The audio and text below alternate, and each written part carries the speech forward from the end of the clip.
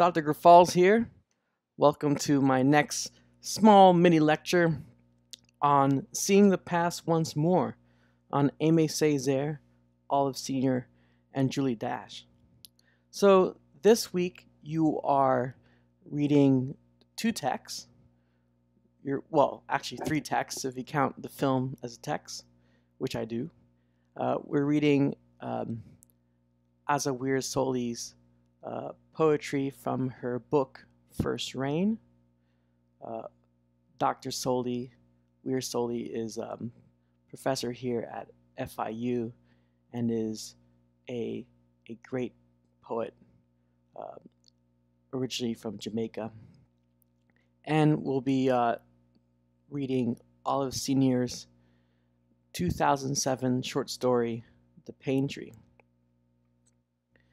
But before we get to that, I want to do a little bit of housekeeping. I want us to see if we could, at least for some of the posts I saw, if we could elevate the standards a bit about how we're posting. So this is very important. So I decided to create an acronym, a tongue-in-cheek acronym. I call it TICK. Tick. Tick has many meanings, right? A tick could be an animal that irritates you, burrows under your skin. But a tick could also mean kind of a clock, a tick tock, right? But so here are the three things I want you to keep under your skin and and do in a short amount of time, because we only have a week to read these very dense texts. So I want you to title your posts, and I want you to take the title of your post very seriously, because you want to be very precise about your angle of approach. And that's really important, because you need an angle of approach if you're going to discuss the text. You cannot just talk about the text in a general way, right? Because, as the last bullet point says, you must know your audience, and your audience has read the text. We have read the text, and we want to get deeper into the text. And the way one gets deeper into a text, for instance, if you read scholarly articles about texts you've already read, you realize that the authors don't talk about the text in a general way. They don't summarize it. They don't review the basics of it. They get right down to the nitty-gritty. And the way to do that is that you need a specific angle approach. And one of the ways you can start doing that is to have a nice title that gets at this angle of approach. The other thing you need to do is that you have to always be citing, quoting the text, and analyzing the text closely, right?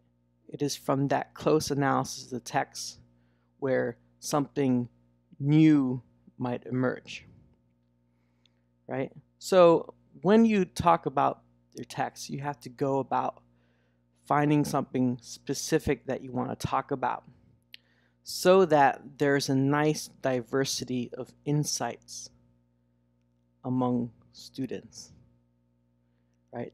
That is super important. So please keep the posts up to standards.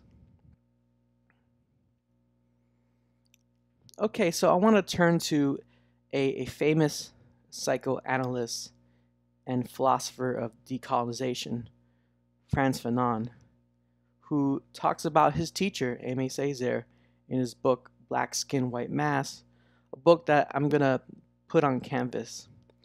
But he writes about Saire very well. Who knows, maybe even Saire himself expressed this about the text.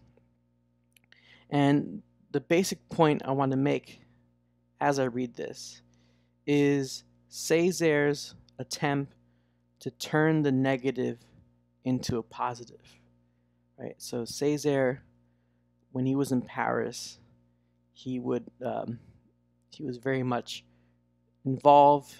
He was in the École Normale Supérieure, a very famous school in Paris, and he knew about Hegel. He knew about phenomenology, and one of the insights into phenomenology is that in order to think in a more productive way, or rather think in a more revelatory way, you have to think about the negative. You have to think about the negative of an idea in order to create a process of transformation that allows the idea to reach a higher level.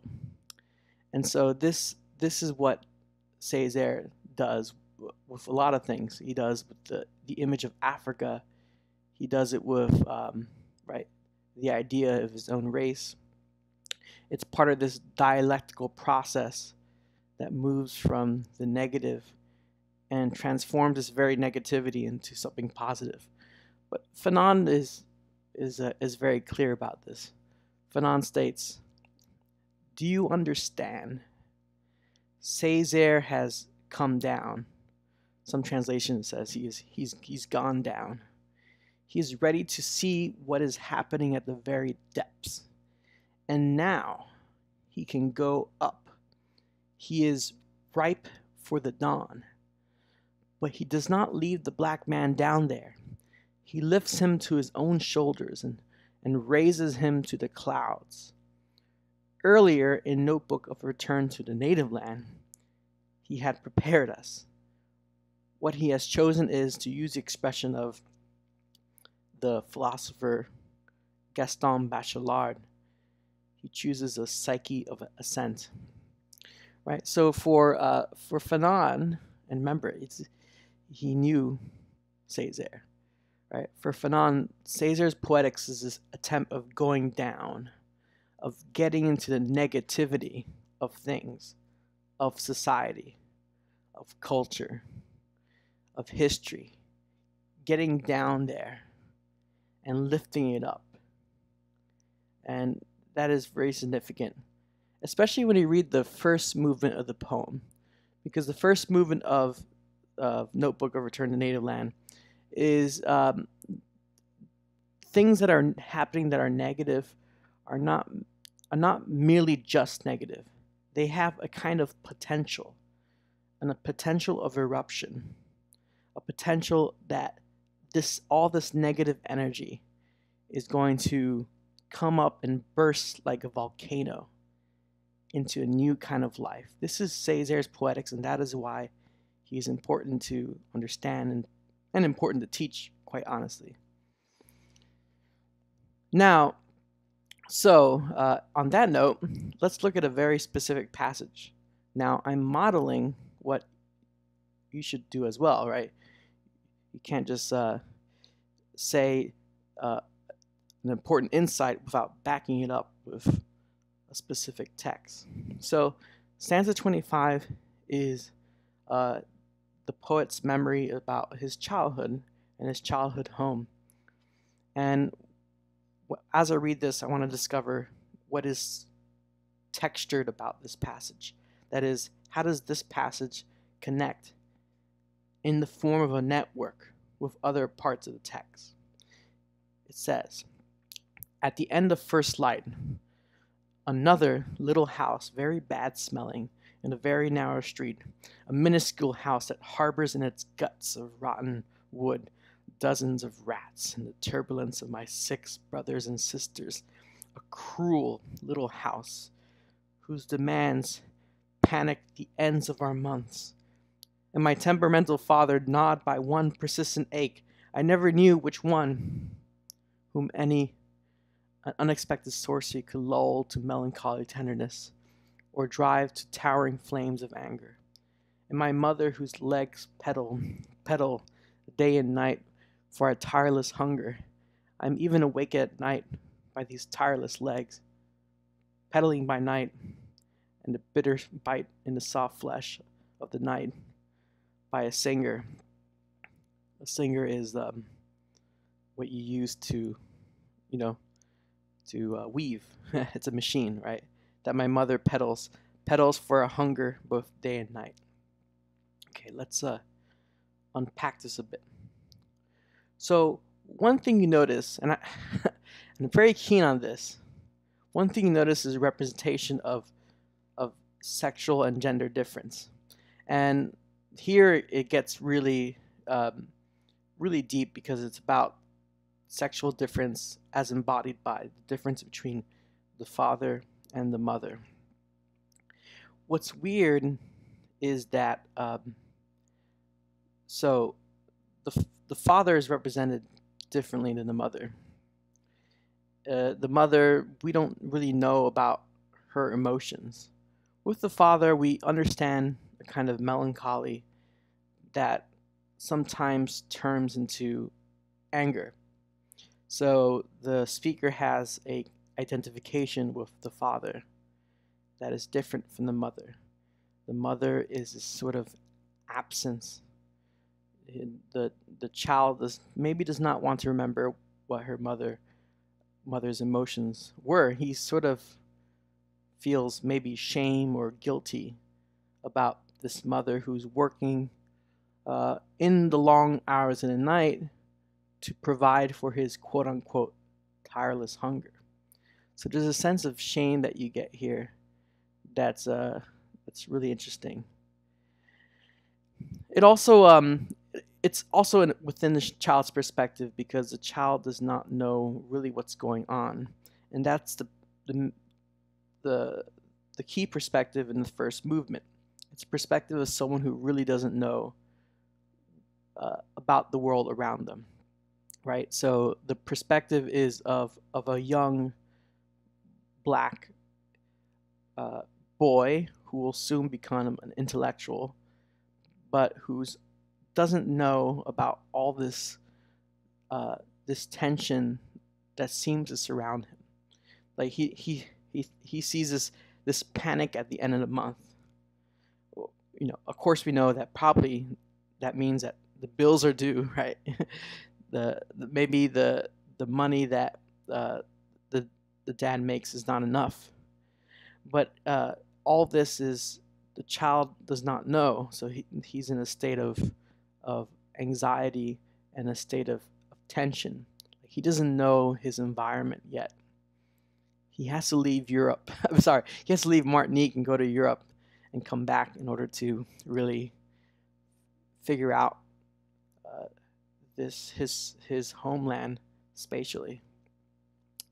And so what you want to do in terms of opening up the texture of the text, you want to take certain words or concepts and see how they connect with other parts of the poem. So if the mother is sort of this absent silent figure, that's significant because we don't see a very deep connection with women throughout the text. That has been a criticism of this text, right? His sense of shame at one point comes with seeing the black man at the trolley, right? The black working class man. That is where his sense of shame comes from. Okay, not from his mother. Also, the reference to a sorcery is, just look up sorcery. Just look up the word sorcery in the text. It comes up a lot of times.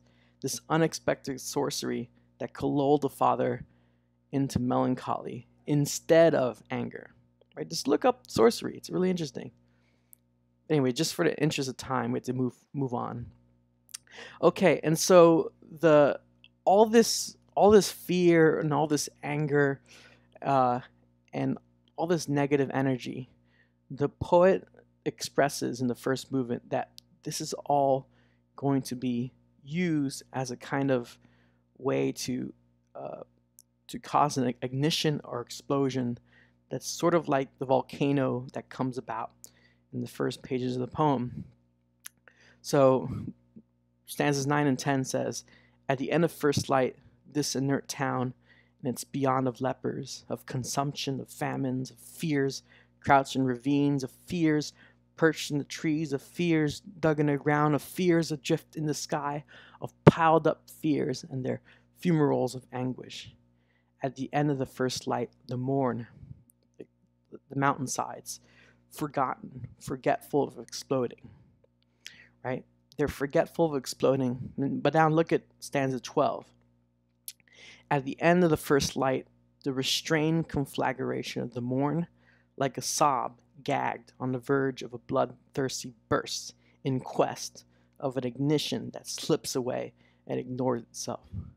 So part of Saire's poetics is to get all that negativity and to create a cathartic explosion that has a decolonial potential, that has a potential to release the people from the state of alienation.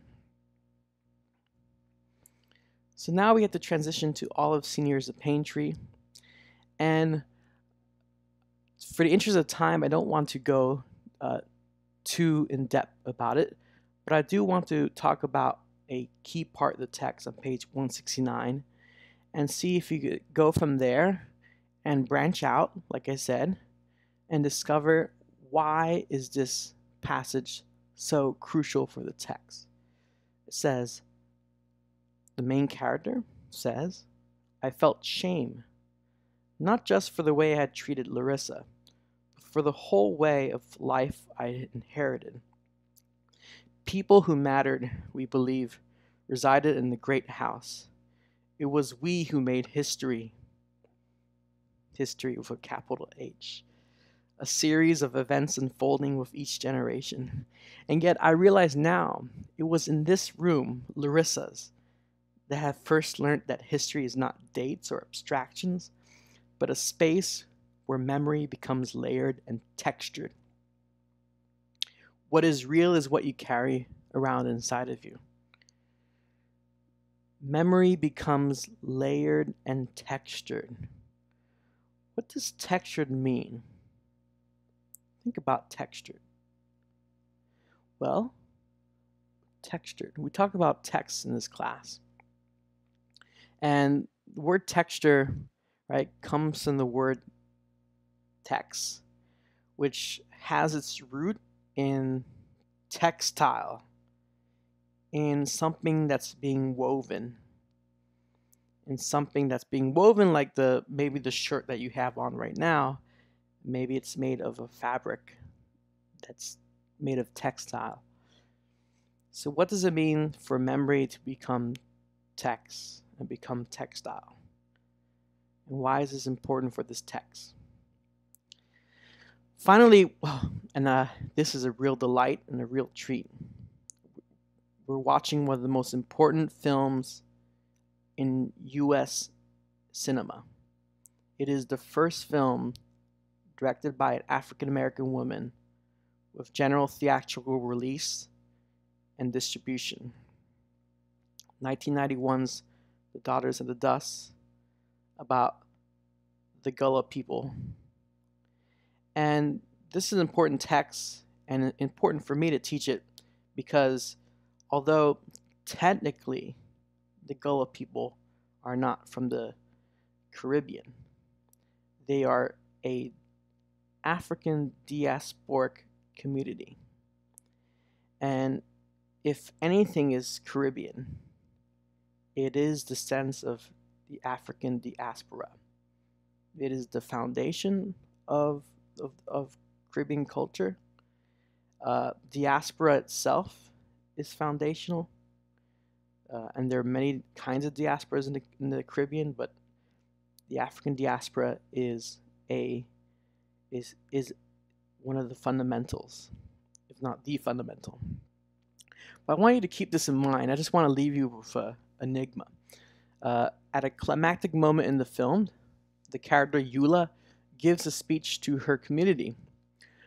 We wear our scars like armor for protection, thick, hard, ugly scars that no one can pass through to ever hurt us again.